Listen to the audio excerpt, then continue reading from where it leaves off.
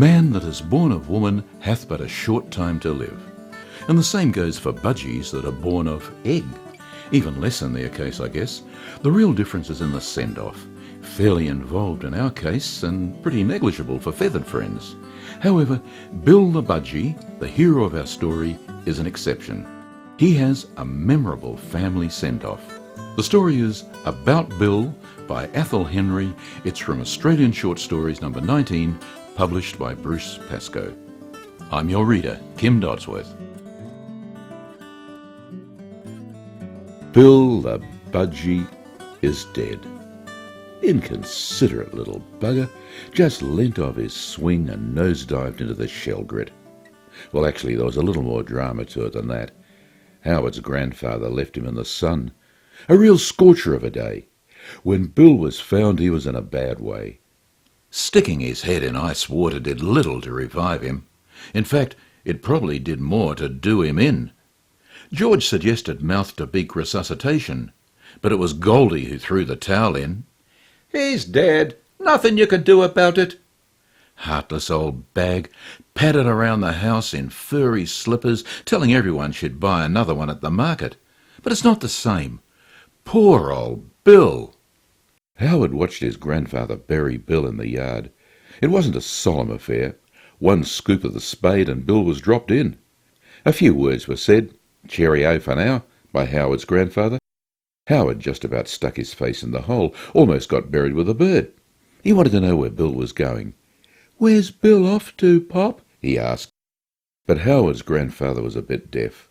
Kids are born inquisitive, but weariness wins out, his grandfather would later say. Every family in Mentro had a dog. Some even had budgies.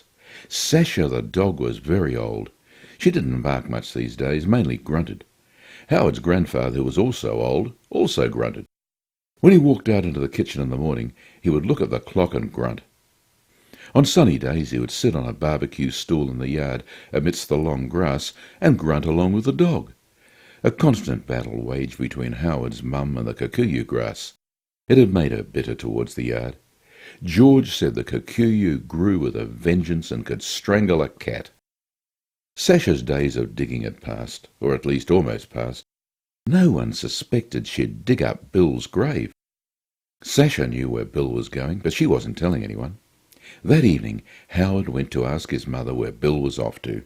Walking up behind her, he stood barefooted on the cold lino just thinking. Howard was like that, a thinker. George called him Bubbles because he had a big head. A tenacious little brute questioned the hell out of everything. No sooner had he blurted out the first word of his question when his mother turned from the stove and almost took his head off with a plate of hot spuds. "How many times have I told you not to stand behind me when I'm at the stove? One day you'll have the whole lot fall on top of you." It was Goldie who dragged Howard by the arm and sat him at the table. Despite near decapitation with a blunt pot, Howard was not put off. "What do you want with your mother anyhow?" Goldie asked, or rather yelled. An imposing woman, large in stature and voice, with black eyes and jowls which shook when she yelled. She had lived with Howard's grandfather for a long time and assumed the rest of the world was deaf. She was up to her elbows in cucumber salad, reeking of garlic. Fists full of cucumber were squeezed until oil and vinegar ran from her fat fingers. The pulp was then thrown into the bowl, a red plastic bowl. The cucumber slapped against its sides like a drum. An obscene sight. Goldie working on a salad, transforming cucumber into an amorphous glob the consistency of soup. But Howard, due to his tender years, continued, "Where's Bill gone?" "Don't be stupid," Goldie yelled. "He's dead. You don't go nowhere when you're dead. That's it. Kaput. Except, of course, if you go to heaven."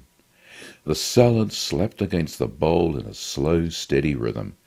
Goldie sucked in her top lip before she spoke again. "Bill's gone to birdie heaven, where cats are in cages and birds sing all day long.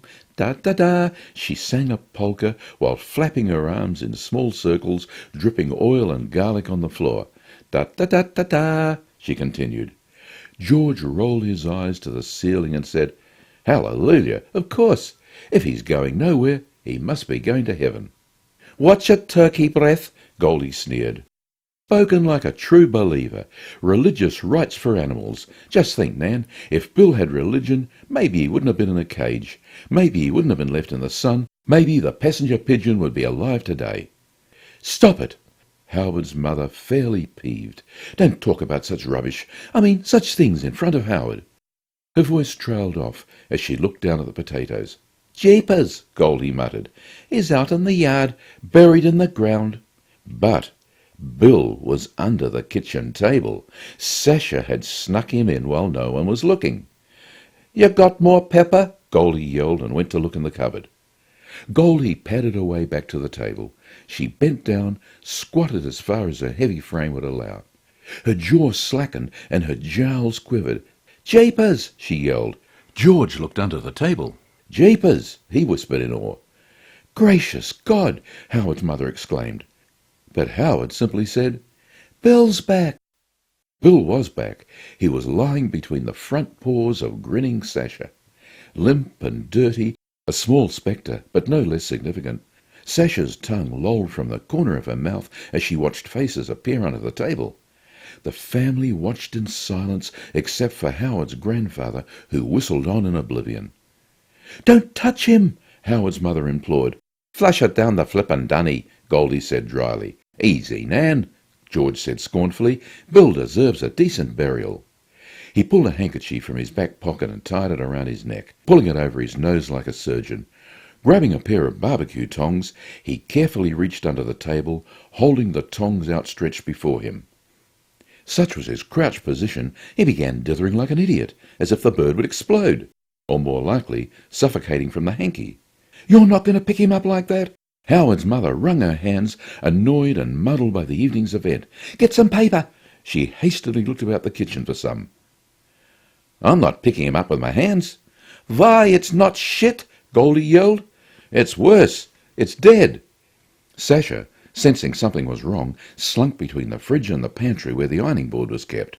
Bill's presence, inert as it was, sent the family into a quandary. George paced about the kitchen until he thought to look in a cupboard. This proved fruitful.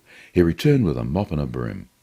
Scissoring the handles, he approached the table with the tentative ambivalence of a novice douser. He squeezed the bird's body between the ends of the handles and lifted it up to the centre of the room. As remote as a coffin, Bill was held a respectful broom handle's length from anyone. Howard looked up in amazement. George said he'd rebury Bill. A proper burial, not just a pauper's hump, a grassless patch in the yard, but a house brick headstone with something nice written in texture. As George made for the back door, he scotched the light bulb with the handles. Bill nose-dived into the cucumber salad. Phut! Jeepers! Goldie yelled. Look what you done with the flippin' salad! Her horror-stricken face peered over the rim of the bowl. Relax, Nan. I'll just bury him along with the salad. George eased the bowl from under Goldie's face. Bill was totally hidden except for a darkish patch in the brown sludge, which was how the salad looked when viewed through red plastic. To find anything in the yard shorter than a clothesline was hard. Finding Bill's grave in the fading light was almost impossible. But George said he knew the terrain. Just walking through the grass was difficult. It whipped their ankles and tore at their sneakers. Cucumbers slopped down the front of George's shirt from the bowl clutched under his arm, a brick in the other arm and a felt pen wedged between his teeth. Howard followed him, waist-deep in kikuyu and beating it back with a stick. How come we have to bury Bill anyway? He shouted to George. So he doesn't stink, George hissed through the pen, talking over his shoulder. Also, so you can't see him except in a memory fading into fuzzy images with distorted sound. Hazy ghosts with uncertain names. The reception's so poor you eventually look at the listing headstone and can no longer remember what all the fuss was about. Howard whacked at the long grass and wondered what in the hell George was saying. They walked on until George found Bill's grave. In fact, he trod on it. Almost whipped his neck out, dropping the brick on his foot. The brick made a mess of George's toes. He spat the pen and sent the bowl flying across the yard. Bill's last flight into the grass, never to be found. The evening meal was left untouched. Howard's mother, annoyed at George's expletives in damning falling headstones, had a headache. Goldie brooded over her dinner plate, pushing potatoes from one side to the other. Even Grandad didn't feel like eating. Howard sat at the table and wondered where Bill was off to now.